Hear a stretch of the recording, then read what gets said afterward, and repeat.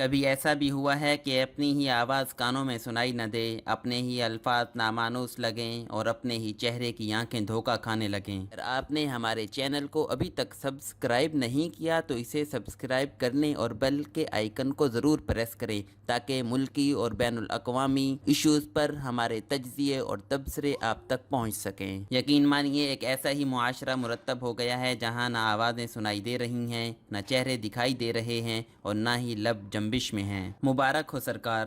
ایسا معاشرہ وجود میں آ گیا ہے جہاں آواز رکھنے والے گنگوں، سماعت کی صلاحیت رکھنے کے باوجود بہروں اور آنکھوں والے اندھوں کی تعداد میں بے تحاشا اضافہ ہو گیا ہے۔ سانحہ موٹر وے پر خاتون اجتماعی زیادتی کا نہیں، ریاستی بے حسی کا شکار ہوئی ہے۔ پولیس کی ناکامی کا نہیں بلکہ اداروں کی ناکامی کا نشانہ بنی ہے۔ یوں تو حد درجہ اعتماد کے شکار سی سی پی او لاہور عمر شیخ نے درست فرمایا ہے کہ خاتون کو معلوم نہیں تھا یہ فرانس نہیں پاکستان ہے۔ خواتین وہاں محفوظ ہوتی ہیں جہاں ریاست کی رٹ ہوتی ہے، قانون کی حکمرانی ہوتی ہے۔ جناب سی سی پی او صاحب کا یہی وہ سچ ہے جس پر وہ اصل میں مبارکباد کے مستحق ہیں۔ قوم ان کی مشکور ہے کہ انہوں نے عوام کی آنکھیں کھولیں اور انہیں خواب غفلت سے جگایا۔ یہی وہ معاشرہ ہے جہاں ہم ایک طرف ریاست مدینہ کی تسبیح پر روتے نہیں تھکتے اور دوسری جانب الزام مظلوم پر ہی لگا دیتے ہیں، قاتل سے ہمدردی اور مقتول کو ملزم بنا دیتے ہیں، بدن پر پہننے والے کپڑوں کا حساب دینے کے دعوے اور آبرومند کو بے لباس کر دیتے ہیں۔ یہ صرف ایک واقعہ نہیں بلکہ اطلاعات کے مطابق اس سال اب تک خواتین اور بچوں سے زیادتی کے واقعات میں 200% اضافہ ہوا ہے۔ صرف پنجاب پولیس کے اعداد و شمار بتاتے ہیں کہ اس سال 1 جنوری سے لے کر 31 جولائی تک 7 ماہ کے دوران پنجاب بھر میں 2043 زیادتی کے کیسز درج ہوئے، جن میں سے 1371 کا چلان پیش کر دیا گیا، 295 مقدمات زیر تفتیش ہیں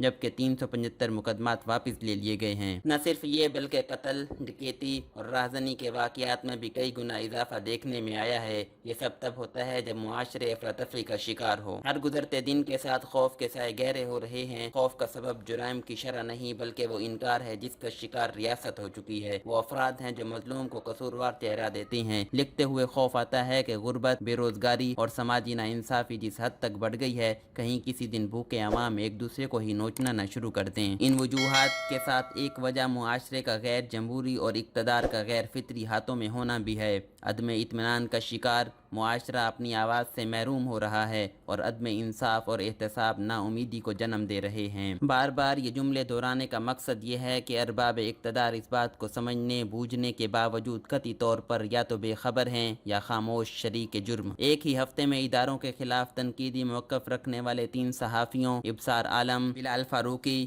اسد طور کے خلاف غداری کے مقدمات کا اندراج اس بات کی نشاندہی کرتا ہے کہ آنے والے دنوں میں حبس کچھ اور بڑھے گا۔ سوال اٹھانے والے معتوب ٹھہرائے جائیں گے، کسی کو گالی اور کسی کو گولی سے خاموش کرائے جانے کی پالیسی اپنائی جا سکتی ہے۔ کراچی کی مرکزی شاہراہ پر ریلیاں، فرقہ وارانہ نفرت آمیز نعرے اور سوشل میڈیا پر ان کی گونج، مگر ریاستی اداروں کی ایسے شرپسندوں کے خلاف خاموشی سوالات پر سوالات کو جنم دے رہی ہے جبکہ جواب میں صرف خاموشی ہے۔ جناب کچھ کیجئے ورنہ سب سے سستی اس خاموشی کی بھاری قیمت بھی چکانا پڑ سکتی ہے جس کا یہ ملک متحمل نہیں ہو سکتا۔